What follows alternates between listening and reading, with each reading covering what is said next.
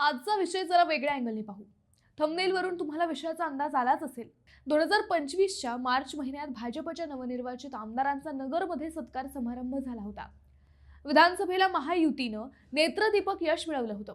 राहुरीचे आमदार स्वर्गीय शिवाजीराव कर्डिले साहेबांनी 23 मार्चला नगरमध्ये या सगळ्या आमदारांचा सत्कार समारंभ आयोजित केला होता. त्याच कार्यक्रमात सुजय विखेंनी केलेल्या एका विधानाने अख्खं सभागृह हसलं होतं.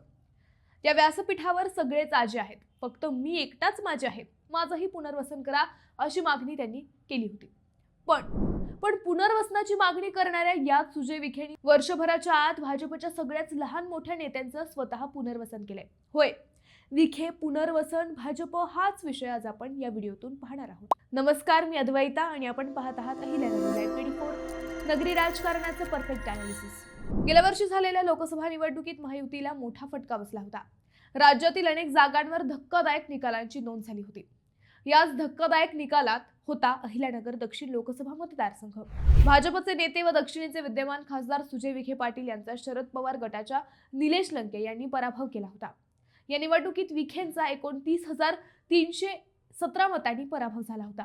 लोकसभेतील मतदारांची संख्या पाहता हा पराभव थोडक्यात झाला होता, परंतु त्याची राज्यभर चर्चा झाली. भाजपसाठी हा जसा धक्का होता तसा स्वतः विखेंसाठीही हा मोठा धक्का होता.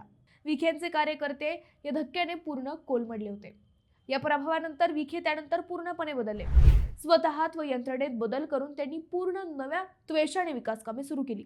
सत्ता असो वा नसो मला फरक पडत नाही असं म्हणत विखेंनी दुप्पट वेगाने माणसात मिसळणं सुरू ठेवलं. त्यानंतर लगेच 6 महिन्यांनी विधानसभा निवडणूक लागली. सुजय विखेंवर जसा पालकमंत्री राधाकृष्ण विखेंचा विश्वास होता तसाच भाजपच्या देवेंद्र फडणवीसांचाही होता. त्यामुळेच नगर जिल्ह्यातील महायुतीच्या प्रचाराची सूत्रे त्यांनी सुजय विखेंच्या हाती दिली. याच निवडणुकीत जो होता है वो अच्छे के लिए होता है हे सुजय विखेंनी दाखवून दिले. भाजपलाही अपेक्षित नव्हता एवढा मोठा विजय त्यांनी महायुतीला मिळवून दिला.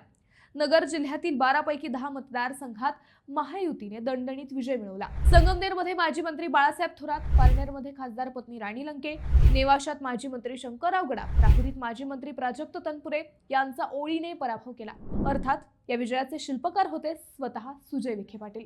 पराभूत झालेल्या नेत्यांनाच काय, पण भाजपलाही अपेक्षित नव्हता असा निकाल सुजय विखेंनी घडवून आणला. त्यानंतर भाजपचे व विशेषतः मुख्यमंत्री देवेंद्र फडणवीसांचा त्यांच्यावरील विश्वास वाढला. स्वतः फोन करून फडणवीसांनी याबद्दल त्यांचे अभिनंदन केले.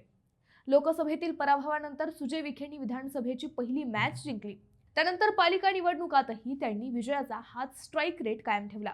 12 पालिकांपैकी 9 पालिका महायुतीच्या ताब्यात आणण्यात विखेंना यश आले. अर्थात स्थानिक नेत्यांचाही त्यात वाटा राहिला आहे. परंतु विखेंच्या रणनीतीचे पुन्हा एकदा कौतुक झाले. या 2 महत्त्वाच्या निवडणुकांसोबतच तनपुरे कारखाना निवडणुकीतही त्यांनी लोकसभेला आपल्या विरोधात प्रचार करणाऱ्या राजू शेटे यांच्या पॅनलचा शांत राहून पराभव केला. तनपुरे कारखाना निवडणुकीत विखे तटस्थ उभे राहिले, परंतु त्यांची हीच तटस्थता शिवसेनेच्या पराभवास कारणीभूत ठरली असे बोलले गेले. विखेंनी आपल्या नेतृत्वात विजयाची हॅट्रिक केली होती. आता अहिल्यानगर महानगरपालिका निवडणुकीतही विखेंनी विजयाचा चौकार मारला. आमदार संग्राम जगताप यांना सोबत घेत त्यांनी महायुतीचे 50 पेक्षा जास्त नगरसेवक निवडून आणले. मनपा निवडणुकीत जुन्या नव्या कार्यकर्त्यांचा मेळ घालत त्यांनी एक हाती सत्ता मिळवून दिली. विखेंच्या याच कार्यशैलीचे पुन्हा एकदा मुख्यमंत्री देवेंद्र फडणवीसांनी फोन करून कौतुक केले. सुजय विखेंचा हाच विजयी चौकार सध्या राज्यभर चर्चिला जात आहे.